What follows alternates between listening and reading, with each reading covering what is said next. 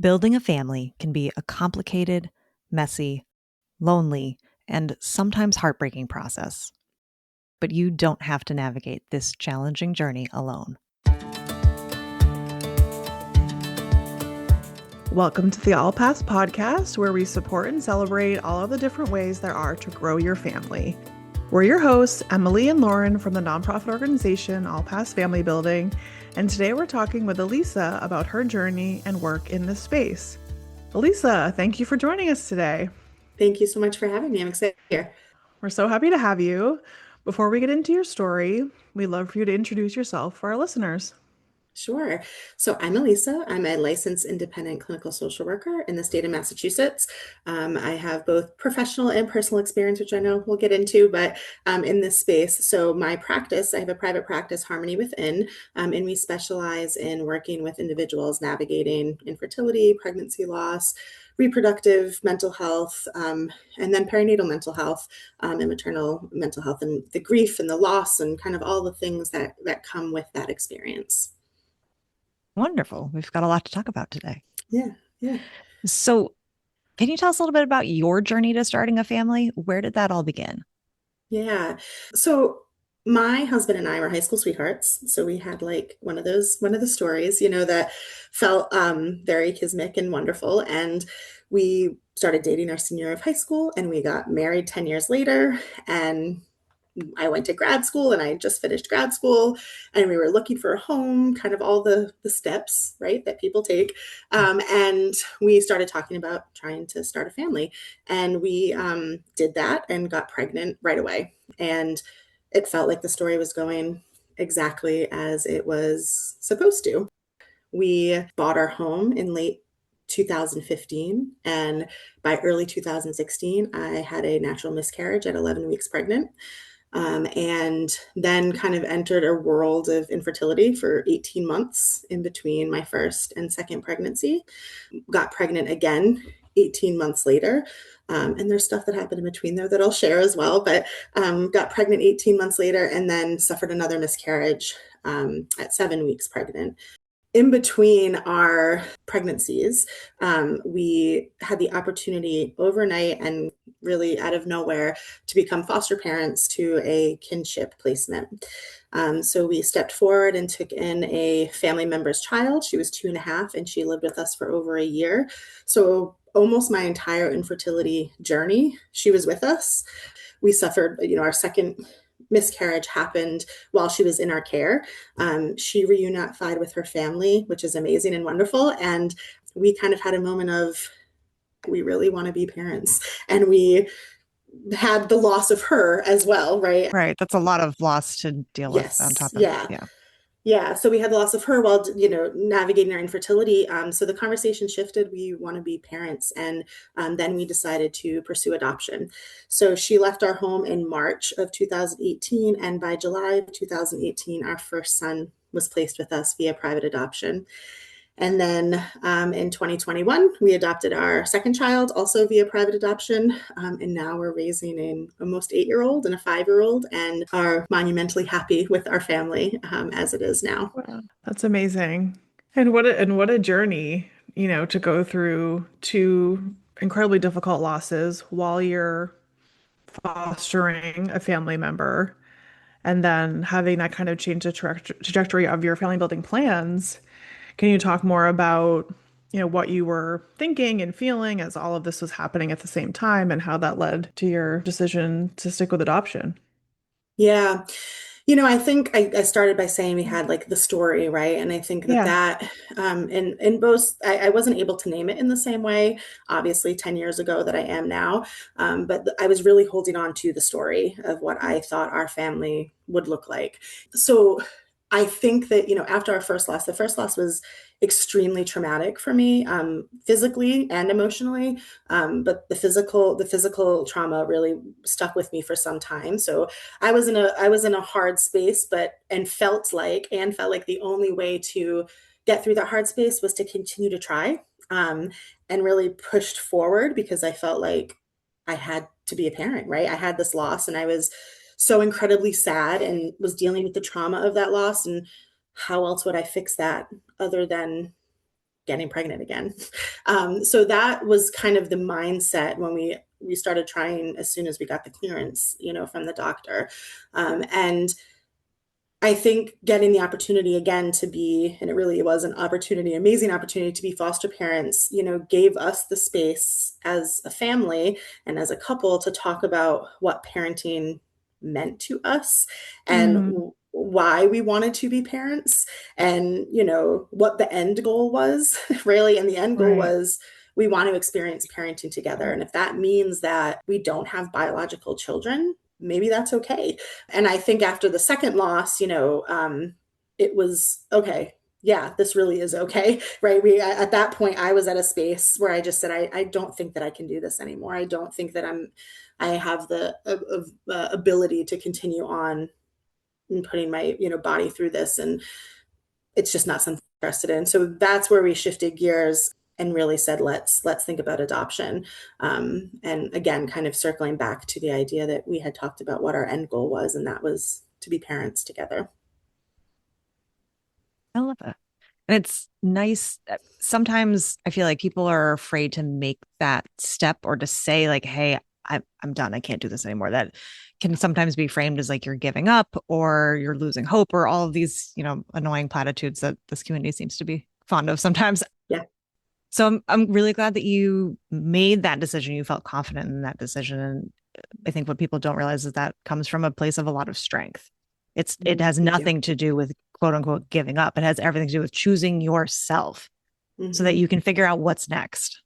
And choosing parenting, like you said, right? Yeah, I just like how you reframed the definition of parenting to be more inclusive of the end goal. And like Emily was saying, we can often get really stuck on one definition when really parenting is about providing and caring for a child with everything that you have and doesn't have to be limited to your DNA or your biology. And I think it's really beautiful that you are able to give compassion to yourself and your experience, to be able to be open to not only what was better for you personally, but what got you to your end goal. Yeah, and I think that's so much of what I've learned, and certainly kind of in the work that I do now, right, is talking about fertility stories and the path to parenthood stories that people have. Because again, my story was like written since I was like 6, right? I had this idea in my mind of what my family would look like. And I think the flexibility, for lack of a better term, right? To the cognitive flexibility to say, okay, this isn't going the way that I wanted to or expected to, and not to get lost in the picture and pay attention to the experience is really important, right? Because if we didn't allow ourselves to kind of sit in the experience, we likely wouldn't have opened our home to be foster parents, and likely wouldn't have, because we would have been stuck in what if we get pregnant, what if we, right? And I think the ability to say, you know what, this is what's happening, this is the experience we're having right now, and we can only make decisions based on who we are in this moment, and this is the decision that feels right in this moment. And yeah, things might change tomorrow, but right now, we have to go off of what we're experiencing. I love that. So when you made that decision to stop fertility treatment and pursue adoption, can you talk us through what that looked like? What was the process for you this time around? Because I know it was probably significantly different than the past kinship placement that you had. Yeah, so the kinship placement was, obviously, we kind of just were like, yeah, we have a house and we have space, and it was very quick. And through DCF, we found an agency and we ended up doing private adoption. And so with private adoption, there's the birth mother chooses the family. So we went through the home study process, which we had done through DCF, but had to do it over again.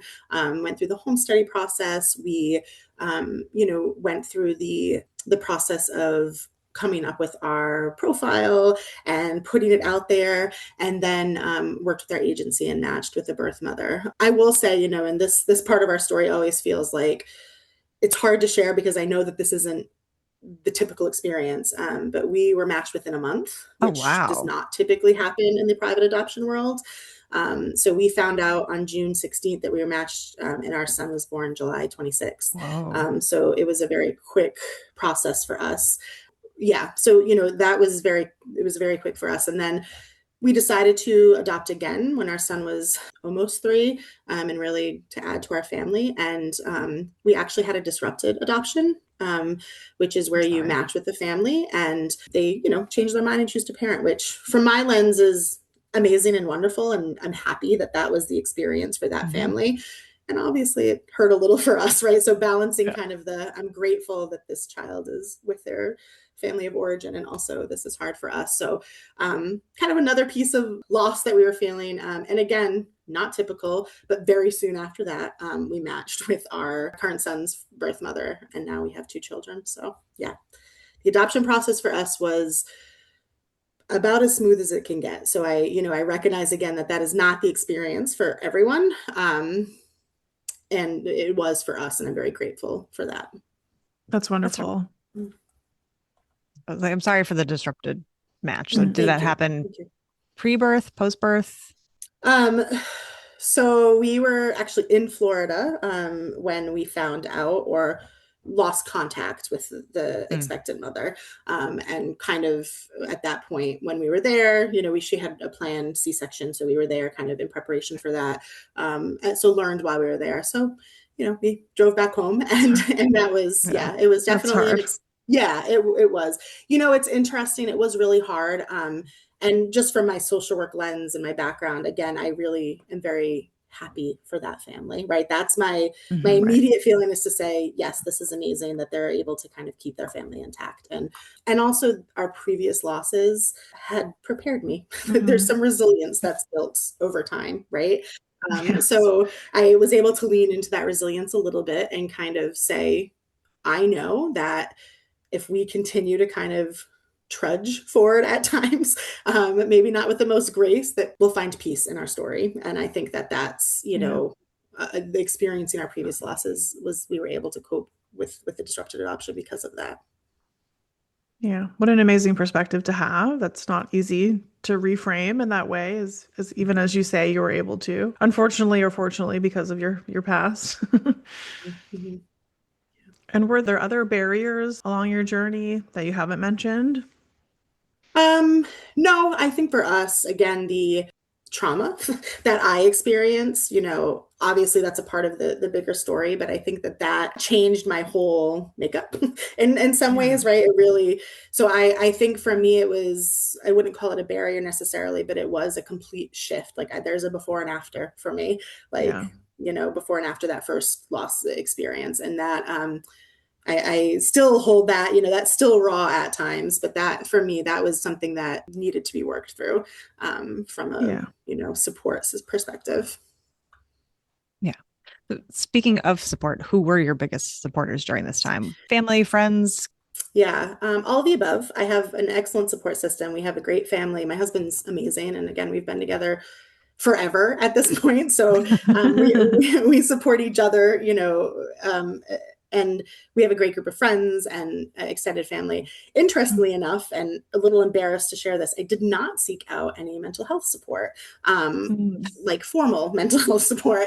And I was a social worker long before I experienced, my losses. So yeah, I did not seek out any, which is not terribly uncommon for people in this field to maybe not seek out the support as we encourage others to. So looking back, I should have, and definitely if I experienced it today would have, but mostly relied on kind of informal supports in those moments. Yeah. It's kind of like the nurse phenomenon, like nurses are the worst patients, right? Yeah, there's a joke like in the social work and therapy world, like it's a lot easier to show up for other people than it is for ourselves. So we might as well do that. Right. Yeah. So what sort of supports, as your family has grown and evolved, what sort of supports do you have in place now, either from a mental health perspective or from a larger family perspective? I think a lot of questions we get from potential adoptive parents is, what does it look like, once you get through the process and you're on the other side, like what you need to have in place to support your children? Yeah, it's a great question, and it's very nuanced, right? We do have semi-open adoptions, so we have connection with our children's first families, and we kind of prioritize those relationships. We don't necessarily have visits and don't see them, but we certainly share pictures and kind of share communication. And both of our sons are well aware of, their first families and kind of that dynamic. And I say it's nuanced. We're also a transracial family. So I think that brings we could do a whole other podcast on that. That brings a whole other level of, complexities to the adoption world and the adoption process. So obviously, I think for many, when you become a parent, your life starts to kind of shift and your orbit kind of, is around your children. And that is true for us. And also based on kind of our transracial makeup, our community has had to look very different. We moved since adopting because the community we were in was maybe not the best for our children who are Black, and we're white individuals raising Black children. So our community changed. We moved. We decided to put them in a school that is reflective, gives them racial mirrors.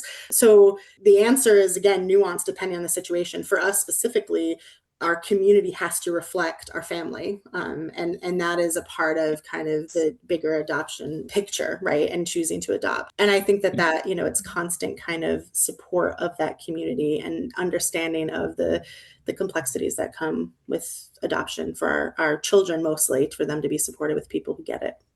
That's amazing. Great. Credit to you. Mm-hmm. Again, going back to like parenting as a verb, you have to do what's best for your kids, whatever you need to do to support them. That's what you got to do. Mm-hmm. Mm-hmm. Yep. Agreed.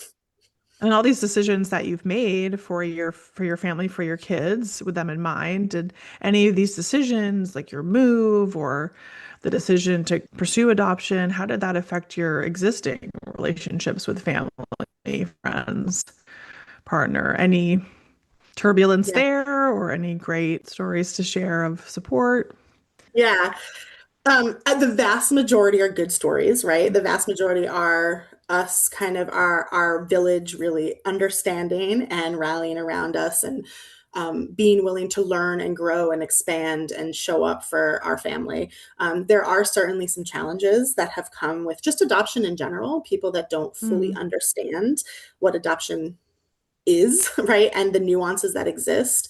And then again, from the transracial lens, that's a whole other layer of people maybe not understanding that love is not enough in adoption necessarily, and certainly not in transracial adoption. There's more to it than that. And I think so we've had some really difficult conversations and have had to set some boundaries with people that maybe, aren't safe, not in a physical sense, but in an emotional sense for our children. So it definitely, I don't like to call them sacrifices because I really do not view them as sacrifices. It's parenting. Like I'm just doing what parents do, right? And that's prioritizing their children. But there's been a lot of, work for us to kind of make sure that our community understands fully what it means, what our family, needs to support long-term. I know you spoke a little bit about how you were already a social worker. You kind of knew some of the things to be aware of, whether you sought support yourself or not. But how did your own family building experience impact your professional life? Yeah. So I had just finished grad school when we got pregnant for the first time. And I was working all through grad school in an adoption and foster care agency as a social worker. No way. Yeah. So I was an adoption and foster care home finder, which means I was the person that kind of went out and did the recruitment and home studies of potential foster and adoptive families. So funny, right? How these things happen. So I was in that and had left that job when I graduated because I was looking to get into leadership. And I got a position in leadership soon after my graduation, and I'm still actually in that position along with doing my private practice. So I'm in the C-suite of a nonprofit, and that's kind of the leadership lens, the macro social work lens.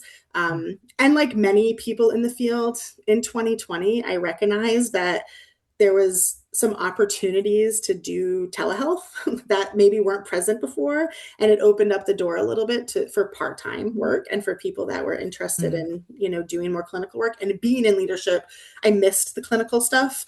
So in 2020, late 2020, I started working for a practice, doing outpatient therapy with people dealing with a spectrum of things, right? No kind of niche or specialty at the time.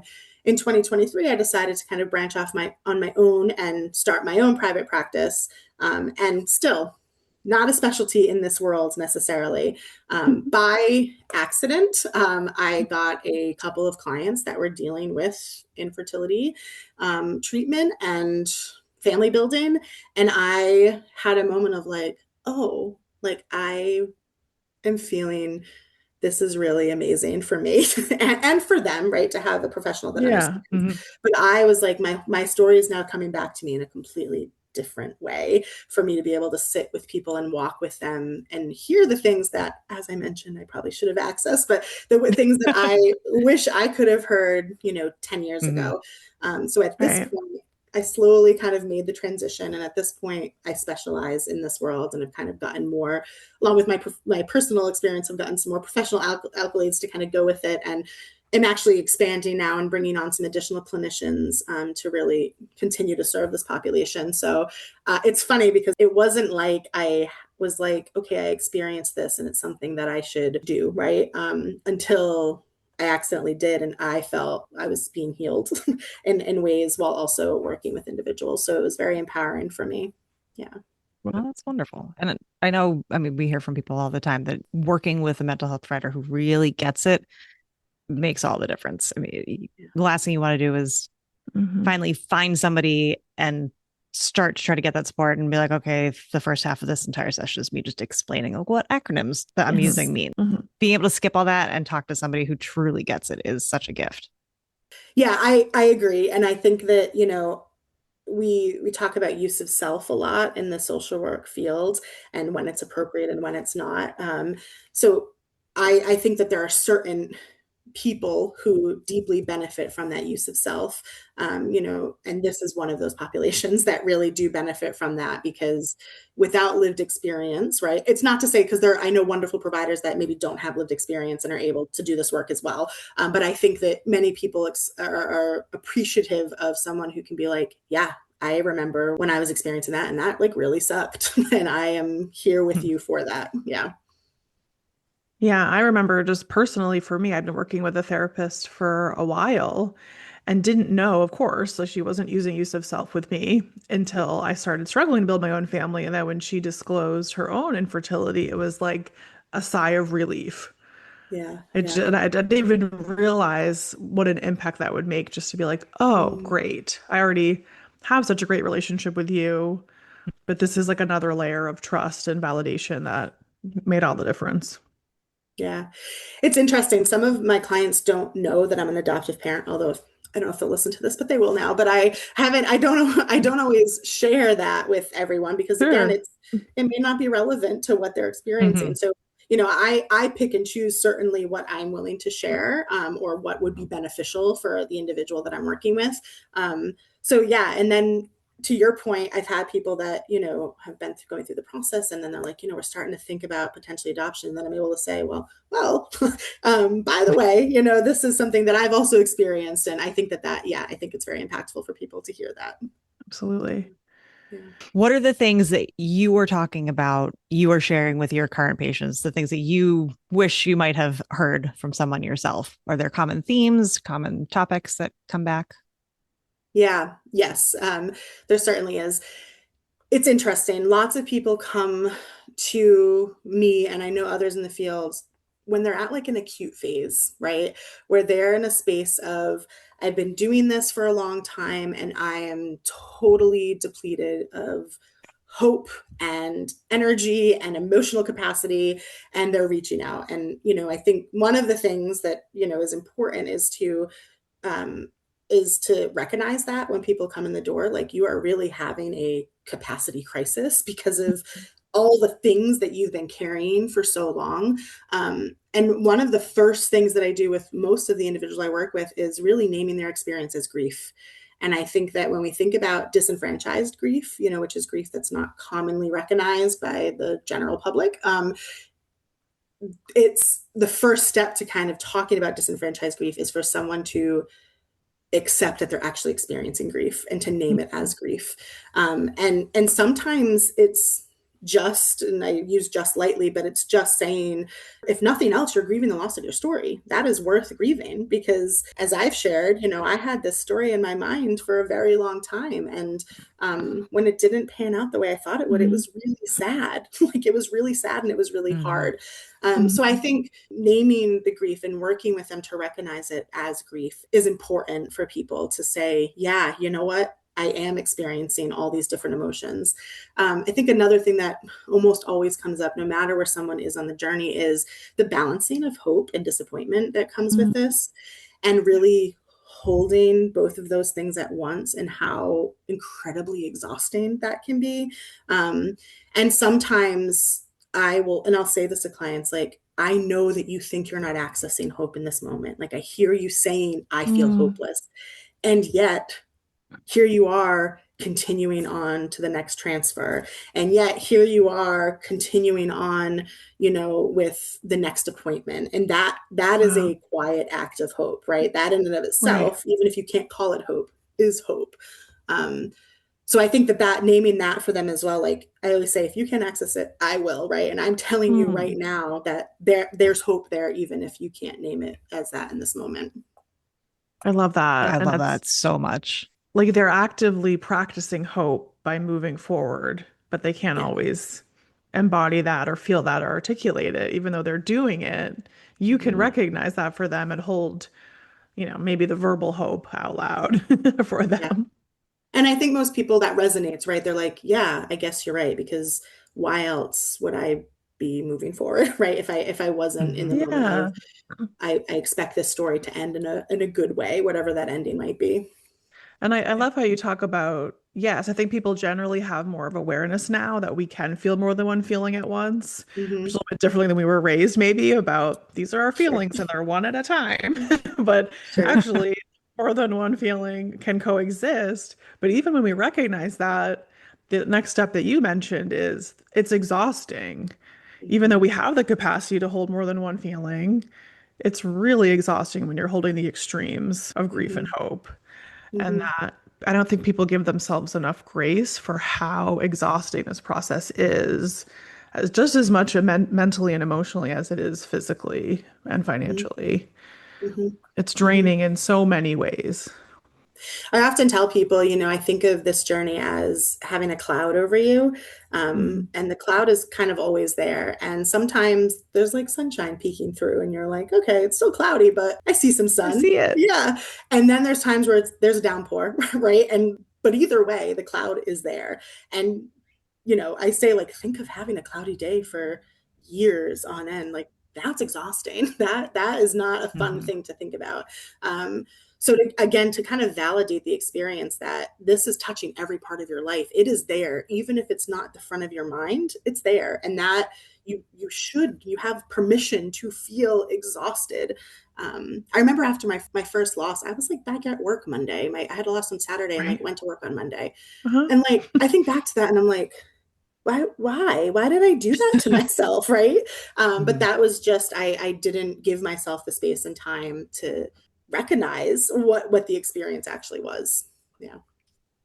And I think naming that, like you do with people, is so important too, because you do feel like you're completely isolated, and maybe, everybody else that you're seeing on social media or whatever, like, is handling this so much better that, you're the aberration. But naming all of these pain points can feel like such a weight is being lifted off, to have somebody finally acknowledge that weight and be like, okay, it's not just me. This has a name. This is manageable in the way that, there are other people who can help me carry it. Right. And I think that's the piece that, from a society lens, and again, I think that in lots of ways we're becoming more aware and more understanding of what not to say in moments like this. But from a society lens, the idea that as people, it's hard for us to resist the urge to solve and not just invited to witness what someone's experiencing, right? And I think that, one of the things I'll say is, when it comes to this kind of disenfranchised grief, or grief that isn't widely understood, when someone loses a partner or a parent or even an animal, people don't go to them and say, well, you're so lucky you had a mom. Like, that's not something that anyone would say, because we recognize that there's nothing else to Right. do. It's understood that you just show up, right? But when it comes to this experience, it's not as widely understood. So the intent versus impact, I don't think anyone's intending to be hurtful when they say, at least you saw a positive pregnancy test. But that is a hurtful thing to hear, right? And Yes. I think just the best thing to do for someone is just to witness what they're experiencing, allow them to guide what they need. And I know for me personally, I would imagine that most people can relate to this. If I think of really hard and dark times in my life, I don't remember the people that like talked to me a bunch, right? I remember the people that were just there, that Just existed and just sat and just were present and steady over a period of time. And I think that, that's something that certainly people get through therapy throughout this process, but also something I hope that the greater society, starts to understand differently as well. Yes, I'm so glad you mentioned about intent versus impact because it's one of my favorite things to explain to people. Mm-hmm. And we know that most people do have good intentions. They really do. However, that doesn't mean the impact is not hurtful, and it often is hurtful. If we can as a society be less defensive about our impact and just kind of own, I was out of turn. I was doing my best. I'm sorry. How can I better support you? And that there is such a great impact of just sitting with someone and being with their hurt instead of trying to fix it or trying to fill the silence with platitudes that are actually more hurtful. Yeah. I think the invisibility that comes with this at times, that's often a common theme where people say they self-isolate because they feel like people don't fully understand. And, they're already dealing with kind of some sadness, maybe some depressive symptoms, and then they're self-isolating, which certainly doesn't help someone experiencing those symptoms, right? To the point about kind of just witnessing and sitting with someone, what that does for that person is makes it less invisible, right? When it doesn't invalidate, right? So if someone is saying, I see you, I'm here for whatever you need, it's like, oh, okay, I don't have to explain this. I don't have to listen to these things that they think they should be saying. And all of a sudden I'm less invisible, right? Even if they don't understand it fully because they haven't had lived experience, still they're calling it out in a way that, okay, I'm all of a sudden less invisible. And I think that's incredibly impactful for people that are experiencing, these journeys. Yeah. Yeah, the validation is so key. It makes the biggest difference because when you self-isolate, you do think you're the only one in the world who's going through something hard and you think there's something wrong with you, and you just kind of can spiral very easily about, you know, self-blame and feelings that aren't that nice to yourself. And then we see this with our peer support groups. That first level of validation is so huge from peer to peer that it's like, oh, it's not just me. Look at all these other people on the screen that can relate to what I'm going through. I'm not out of my mind necessarily. But then we always recommend, mental health providers as well as peer support, because then you're having a clinical level of validation that goes even deeper to make you feel like you're not crazy. This is actually incredibly difficult. And there are diagnostic impacts to what you're going through, and you deserve support. Mm-hmm. Mm-hmm. It's interesting. I often use kind of this analogy where I talk about if we think of our brain as a coffee filter, right? And this is more from a clinical lens, but think of your brain as a coffee filter, right? And imagine having your coffee in the morning and using a filter and then using that same filter all day. And then imagine using it for a week. And then imagine using it for a year. Like at the end of that year, we have something that doesn't even resemble, even remotely close, something to coffee. It's like distorted. It's probably moldy. It's gross, right? If you think of your brain in that way and look at your brain as that filter, if you are not bringing in a second filter or a third party and you're just sitting in the experience on your own, it's going to become something different. And that's where people start to talk about what if, is it my fault, right? And if those stories aren't said out loud, if there isn't another filter that's brought in, then yeah, that is very impactful to someone's mental health and their experience through this. That's such a good analogy. Now I'm thinking like, oh God, my brain was like a moldy piece of crap. This had holes in it. It was all those years ago. tattered. That was sorry, brain. Wow. I'm writing And that it's so down. interesting though. I think we do a lot of talking to like family or friends, or this is, to society as a whole. But I think there's also still a lot of room for improvement when it comes to medical providers. I Mhm. still remember after my first loss, a nurse being like, well, at least we don't even get pregnant. I was like, okay, Yeah. Oh, is it supposed to really? make me feel better right now? Like, because it Thanks. doesn't.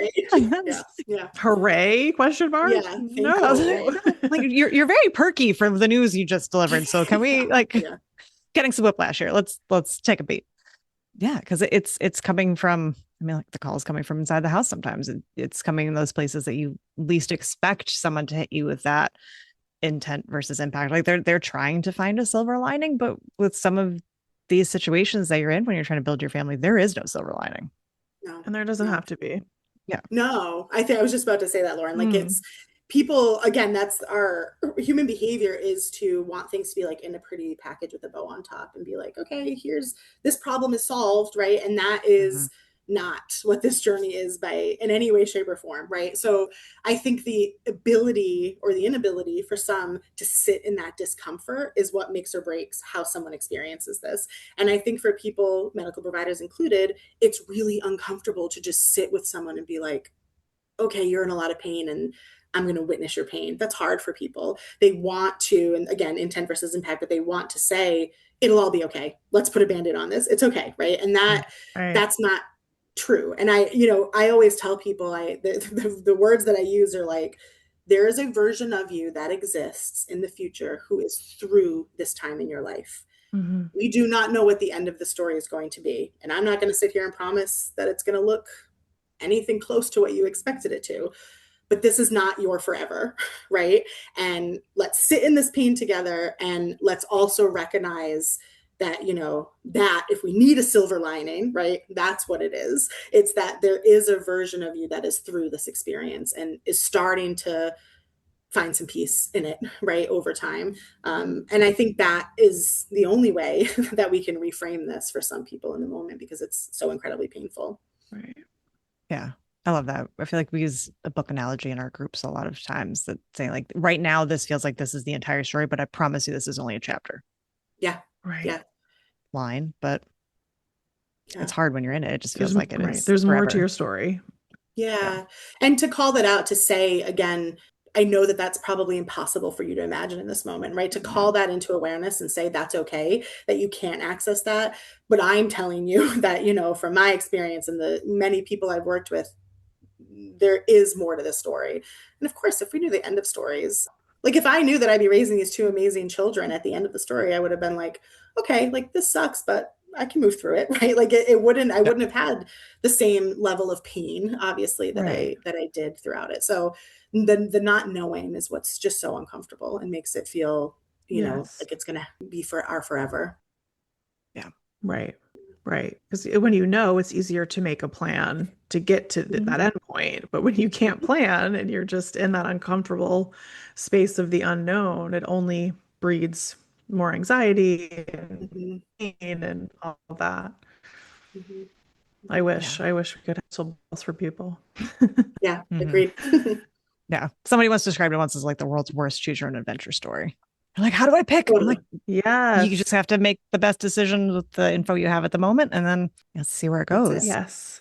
The version of you that exists today is the one that's making the decision, and Yep. that's true for looking back too, because so Hmm. much, there's Yes. always Yes. people saying, what if I had started earlier, or what if, Right. all these different things that kind of come up, and it's like that version of you made decisions that made sense for that Right. version of you, and Mhm. this version of you is now living in this reality and is making decisions Right. based on it. And that's kind of the same, Emily, that's what I'll use for people that are questioning like what comes next. Mm. And, Mm. do I do another round? Am I going to have do another retrieval? And it's like, today, this is where we are. And we can Right. only answer today because tomorrow you may Right. get news that changes the whole situation, right? Yes. So let's just Right. sit in Hmm. the current and make the decisions based on that. Right. There's a reason hindsight is 2020, but if we're not on the other side, we can't look back with that clarity. We Yep. can only do the best we can. Yeah. Yeah. If you had to pick one thing to say to somebody who is just starting on their family building Mhm. journey, what would you say? Yeah. You already touched on this some, but I think to kind of, look at the experience. And the picture is important, right? I'm not telling you to dismiss what your idea of a family looks like or to let go of what your dreams of a family looks like. But if you can allow yourself to experience the path to get there rather than constantly trying to live in the what you thought, then it'll work better for you in the long run, right? Yeah. You'll have the ability to say, I have some cognitive flexibility. I can look at the scenario and make decisions. I'm confident in the decisions I'm making. I can recognize that I went through something really hard and I got through it, even though I'm in another hard thing and it feels like I won't get through it. I use, speaking of use of self, I tell the story to most people. So my children are, almost 8 and 5 now, so they're older. And so I'm 10 years removed. My first pregnancy was 2015. So I'm over 10 years removed from this experience for me. And last summer, right, so 10 years removed, we were on vacation and we're sitting on the beach, and a young couple, a heterosexual couple that looked, a lot like my husband and I many years ago, walked by, and she was very pregnant and they had a dog and they were holding hands. And I had a moment of like deep, deep, deep sadness and grief. And I was like, that is what my life was supposed to, quote unquote, look like. Yes. And, was like, struck by that. And then not even a second later, I look and see my children playing in the sand and had this moment of like deep gratitude. Right. And it's like, how are these things existing at the same time? And the truth is, and this is hard even for me to say now, the truth is, if I didn't experience my first loss, I probably wouldn't be parenting my children. And that is like, to wrap my head around that concept is hard. And, I think that when we talk about the ability to kind of look at the experience, that's why. Because if I stuck within that picture, we wouldn't have opened our home to be foster parents, and we wouldn't have had that experience. We wouldn't have recognized that parenting can look different than what we expected it to, right? So I think that the picture is important, but it's not everything. The experience and what you're feeling in this moment is what will help you navigate what comes next. Yeah. Wow. So well said. So well said. Even as you're describing these scenes, it's like very evocative emotionally. So what do you recommend for someone for how they can show up for a friend or a family member who's struggling to build their family? What do you recommend as the best way for someone to show up? Yeah. I think the first thing is to ditch any assumptions you have of what might be helpful, right? I think that's the number one thing. And I think that's true of showing up for people experiencing anything, right? Ditch how you assume that they'll want you to show up. And instead, right, say to them, without any emotional labor for them to have to engage in, say to them, I am here and I am willing to sit with you in your pain, in your experience. And one thing I like, and this is not an original idea, but one thing that I like that I have seen people put out there is you can reach out to someone and give them options as well. I can bring you dinner tonight. I can join you for coffee tomorrow. I can come and just sit with you. I can leave you alone. Choose, choose your adventure. Speaking of adventure, which one of these feels good to you? And I think that that's another way to kind of take the emotional burden off of someone, but to say, I am here and I'm willing to show up for you in a way that resonates for you, not for me. Yes, that is A+. Take the mental load off of the person struggling. Don't say, let me know how I can help, because they're not going to, and they don't have the capacity to let you know because they're drowning. But don't put more work on them, okay? Right? Give them examples. That's so key. Is there anything else you'd like to share with us, Alisa, that we haven't touched on yet?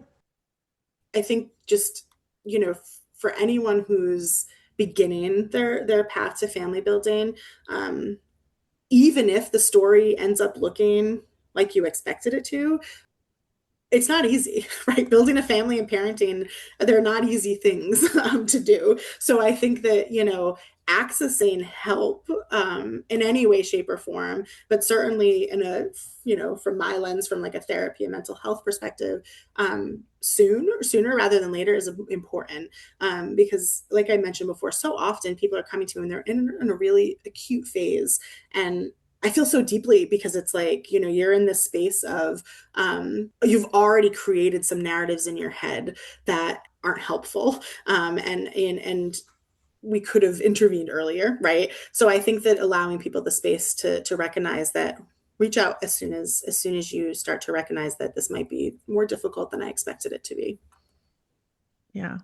100%. And I will put in a plug just in case anybody is listening and is trying to find a mental health provider to connect with. We have a directory on our website that can be a good place to start. Alisa's info is there, but I'll put that in the show notes of this episode as well. But if you are looking to use insurance or you have a particular person in mind, definitely reach out, send us an email. We'll help match you with the best fit possible so that we can take some of that mental load off so that you can find somebody hopefully quickly who can help with what you're going through. You are worth being supported during this journey. Yeah, absolutely. 100%. Well, Alisa, thank you so much. This was so lovely talking with you. And thank you so much for sharing about your own lovely family story.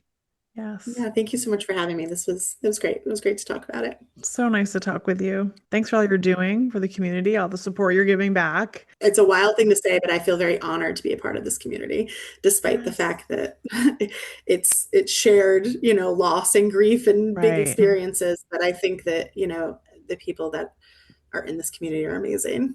So I feel honored. Thank you for listening. We'll see you next week with more family building stories and resources. Be sure to subscribe wherever you listen to podcasts so that you never miss an episode.